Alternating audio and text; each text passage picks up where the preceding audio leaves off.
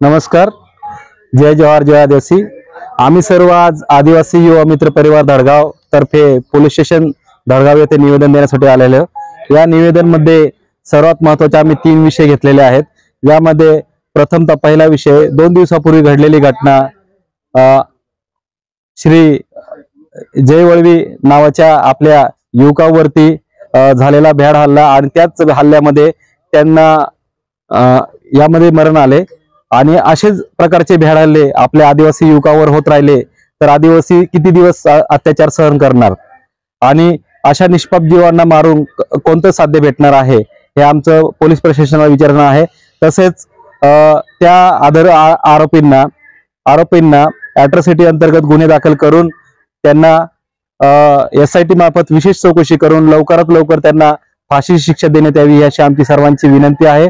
आणि तसेच आमचा दुसरा विषय असा होता, आपले लोकप्रिय आमदार आमशादादा पाडवी यांना सोशल मीडियावरती एका इस्माने केलेल्या एकदम घाण भाषेत केलेल्या शिवीगाळबद्दल आम्ही निषेध करतो।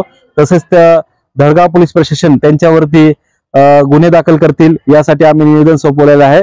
तसेच आमचा तिसरा विषय होता, आपल्या सावरेदिगर गावाचे सरपंच श्री दिलीप राडेपावरा यांचं अज्ञात लोकांकडून केलेले अपहरण, ऊसतोड कामगारांच्या विषयात त्यांचे अपहरण करण्यात आले।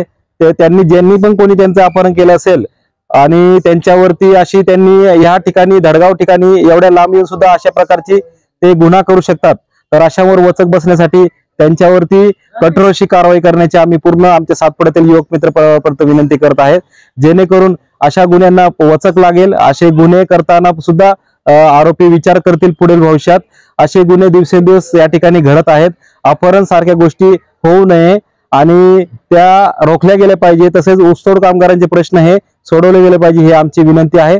तर त्यावरती पोलीस प्रशासनाने आम्हाला सकारात्मक प्रतिसाद दिलेला आहे।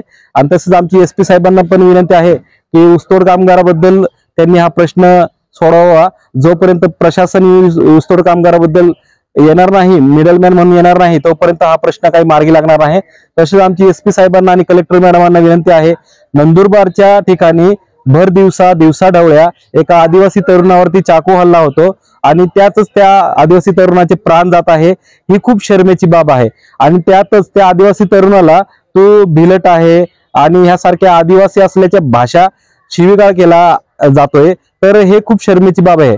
नंदुरबार जिल्हा हा एक आदिवासी जिल्हा म्हणून ओळखला जातो आणि त्याच आदिवासी जिल्ह्यामध्ये जर का एक आदिवासी निष्पाप तरुणाला या प्रकारे आपले प्राण गमवावे लागत असेल तर यासारखी कोणतीच शरमेची बाब नाही।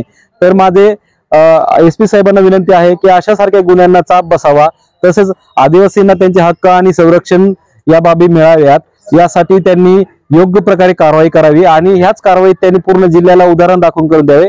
तसेच जे कोणी ते आरोपी आहेत त्या दोन्ही आरोपींना तसेच त्यांचा करता कोणी पण असेल त्या सर्व कारणांचा माग घ्यावा आणि त्याच्यावरती कठोरात कठोर कारवाई करावी। आमच्या युवक मित्रांबरोबर त्यांना तात्काळ योग्य चौकशी करून फाशीची शिक्षा देण्यात यावी ही आमची विनंती आहे।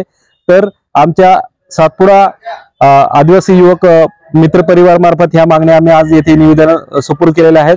त्याच्या मार्फत पोलीस प्रशासनाकडून आम्हाला सकारात्मक प्रतिसाद भेटला आहे, त्याबद्दल धन्यवाद। जय जवाहर जय आदिवासी।